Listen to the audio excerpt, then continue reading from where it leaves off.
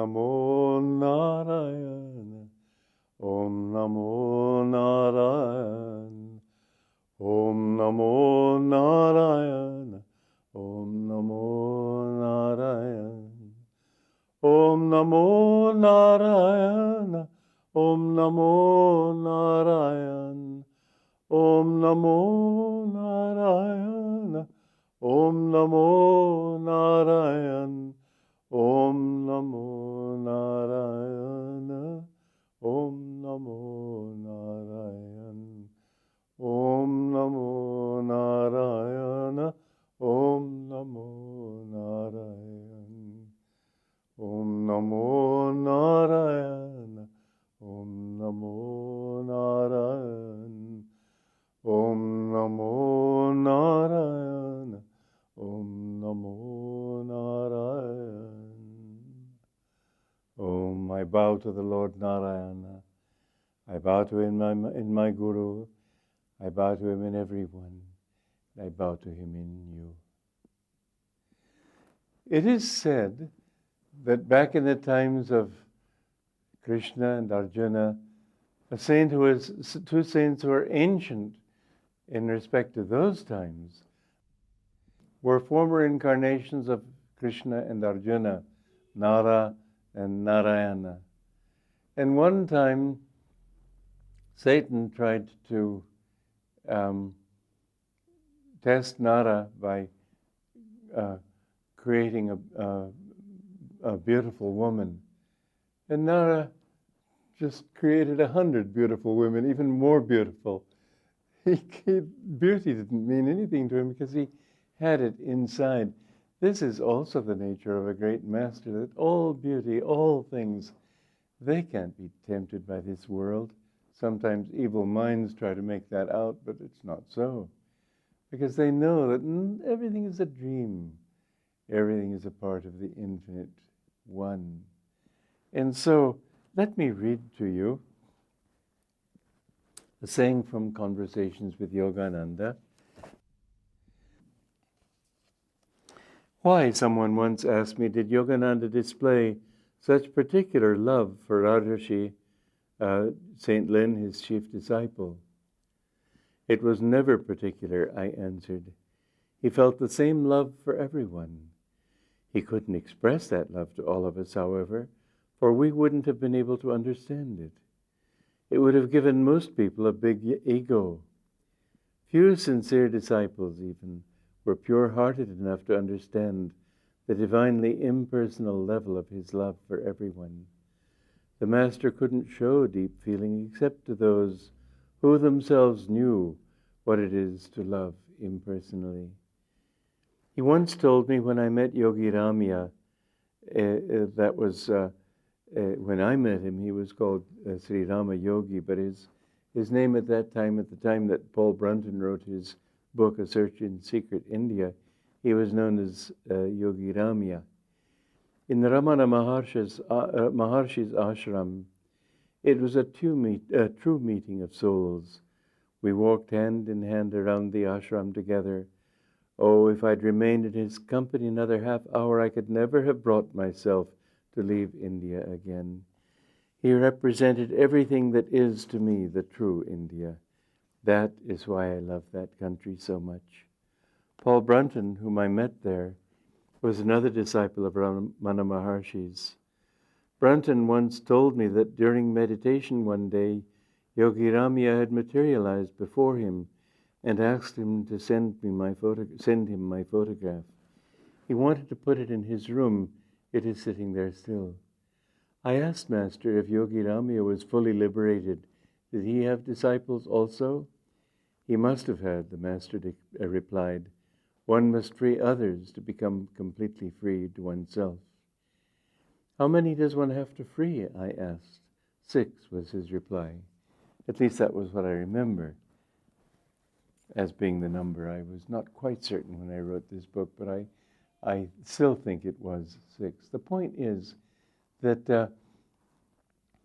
a great master loves with the love of God, and the other is that we must help others and not just hog everything for ourselves. There was a story that my guru's father knew the man personally, the Maharaja to whom, or the story at least, he was directly involved with the family in some way.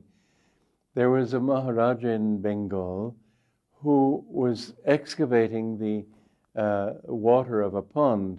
He wanted to excavate the pond and make solid earth there for either building on or planting. And as they dug in the mud, they discovered 3 yogis seated in lotus posture, completely, their bodies were completely unchanged. They were still as if living, but they were not breathing and completely out of it. The engineers estimated that they must have been there for 300 years because it was at that level of mud that they were, under that level of mud that they were buried. And my guru's father said that the Maharaja decided to bring them back to life, and they applied red-hot pokers and things to their feet to force them to come to consciousness, and they finally did. And they said that you have performed a great sin. You know, to take a master out of his samadhi by force is very bad karma. It's disturbing the vibrations, and the saints said that because of this sin, you will see the consequences. Very soon afterwards, not only the Maharaja, but his whole family died. But my guru explained something very interesting as sort of a further detail. He said those saints were trying to find moksha selfishly on their own. And he explained that Divine Mother herself did not want them to do that. She wanted them to have to reincarnate and free others, and not just seek God for themselves. So it was that it was she who acted through the Maharaja. The divine play is so amazing. I mean, the Maharaja was acting by the Divine Mother's will, but it was a sin. You explain it. I'm not going to try, at least not today. You get me in a moment of reflection, and maybe I'll go into that in detail, but I'm not at all sure I can come up with a good answer. This mind has so many doubts. So how can Divine Mother wish that something that's against her will happen? You tell me. But the fact is, nonetheless, that it was not the right way to do it. And therefore, they too had to. And they had to leave their bodies very soon afterwards, because having been gone from their bodies so long, they couldn't keep them. After they've been gone that long, you'd have to leave your body. So anyway, the purpose here is to understand that you mustn't seek God only for yourself. One time I remember my guru saying, "Pray to God, give me yourself, that I may give you to all." He said that is the greatest prayer. And you should try to help other people. It doesn't mean that you can help them necessarily as a guru. You have to become enlightened yourself. But to help them in any way that you can, remember you are in them. And if you only seek it for yourself, you are depriving. You have to spread this around. You have to spread the blessings. Pray for other people. Do what you can to help them. When you see somebody else suffering, somebody I know who thought he understood the law of karma said that if you see somebody who's fallen into a ditch and can't get out, don't interfere, don't help him. That will be mixing in his karma. Well, apart from saying that the man was a fool, I would say he's getting bad karma for not helping. You have to. This is one way of getting good karma. You can't explain the law of karma by saying each person is a little island and he has to work out his own karma in his own way, and so that's your problem, kid, kind of attitude. No. You must see every stray brother weeps by the wayside, is what my guru said. He would come back again and again, and who knows how long he's come back. He told us, I destroyed this ego, I found this freedom from this ego. Many lifetimes ago I found my freedom.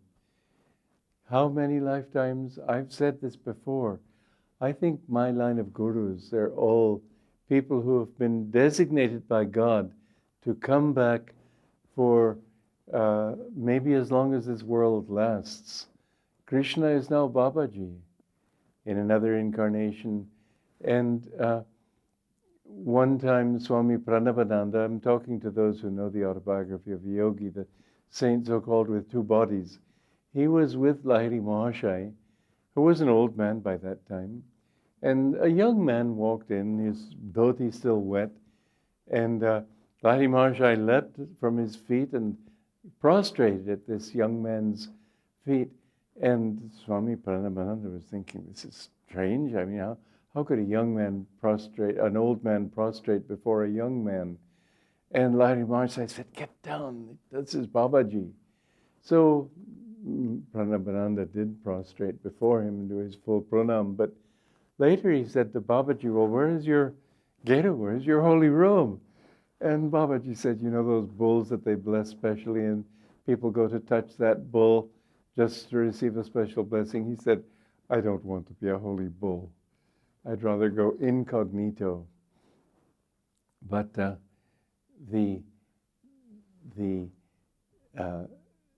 when Swami Pranabananda asked Babaji, well, how old are you? He looked as if he was about 24 years old. Babaji said, many kalpas have seen this body. He is one of those who are Amar, deathless. There are others in the Himalayas, and in South India there is a legend of another one, Agastya, who is said to be also Amar. There are a few people like this in India. India is an extraordinary country. Don't think of it as just a place where you've been born to have children and get as much of a bank account as you can and then take off for the other world again. Don't waste your time. There is something in this country which, if you grab it, it will change you and free you from many, many lifetimes. It is said that one moment in the company of a great saint will be your raft over the ocean of delusion. There was a printer in Mount Washington. He was just a printer. He used to he was hired because he had printing skills, but he kind of laugh at us for meditating and doing all this silly stuff. But then one of the disciples began talking to him, and he began to think, there may be something to all this. So anyway, when Master saw that he was ready, he had him come up and talk to him. And later, this man, Orville Anders, his name was, he was just dizzy. He said that Master took my head in his hands and looked into my eyes and looked so deeply, something happened. And I knew Orville Anders many years later. He was still, he was a devotee by then. He believed in God, meditated, completely changed person, no longer a skeptic. But one moment in the company of a saint it will introduce into your consciousness, not necessarily consciously at this time, but there will be some kind of memory. Edgar Cayce used to take people in a kind of hypnotic state. He would remember who their past lives were. He would go into that hypnotic state. And he met many people who had known Jesus. And he said that in every case, they never lost that memory, even if it was subconscious. It had a very striking effect on their future. Well, that is so for all Christ-like masters, great masters in all countries. The best thing you can do is seek the company of the saints. The second best thing you can do is practice and try to be in tune with them. You know, when my Guru was talking public, he talked about techniques and all the things you can do, which are important. But to us disciples, he spent a lot of time talking about the importance of attunement. He said, you will find God if you are in tune. It says that in the Bible too. It said, as many as received him, to them gave he power to become the sons of God. By receiving him does not mean, yes, I accept that he's the Son of God and so on. That mental acceptance doesn't mean a thing. It's what your heart feels. Many people accept God outwardly, but inwardly they're devils. You have to accept it in yourself. But even if you're a devil, if you meet a saint, I don't know if a casual meeting will do it. But if it's a kind of meeting that you feel something, I don't know. I don't know enough about these things to tell you exactly. I do know what the Shastras say, that one moment in the company of a saint will be your raft over the ocean of delusion. I do not know whether that company, how casual or how deep that moment must be. I assume it must mean something. Who knows? The truth is, nonetheless, that if you seek out the saints and try to absorb into yourself, and don't be thinking only that his expression tells it and his words say it and his gestures, don't look at that side. Try to feel in your heart. You will feel a real change in your consciousness, such that you will be a different person after meeting them. This is the next best thing to meeting God, truthfully, because God comes to you through that form. God is always calling to you. He calls if you will listen. And if you listen for his voice, you will hear him, and he will call you more. First of all, through books and satsangs and nice things, but bit by bit he will call you to a true guru. Bit by bit he will call you consciously. The more you call to him, the more consciously he will respond to you. I can speak from experience. As I called to him, he called to me and drew me to my guru. Joy to you. Listen, listen, whispering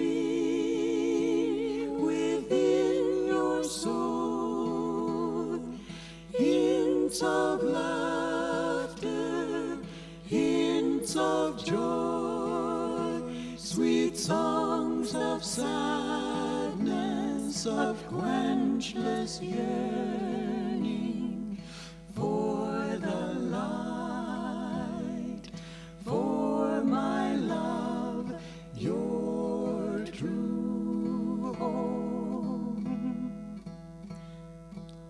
Long your heart has played the dancer, long you've toyed with merest shadows of the treasures left behind you, deep in your soul.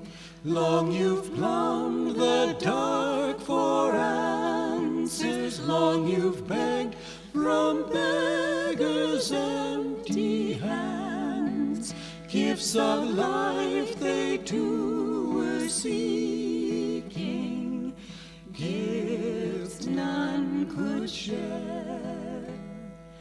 Friend, how long will you wander? Friend, as long as you seek your home in a land where all are strangers, love locks her door. Leave to the weak his grave, and life to the coward leave his dreaming. Oh, my saint, wake up, reclaim the light, seek the truth behind all seeming. Leave to the weak his grave, and life to the coward leave his dreaming. Oh, my saint, wake up, reclaim the light, seek the truth behind all seeming. Turn, turn, turn within, in silence of soul, in cave of love, find my abode. Listen,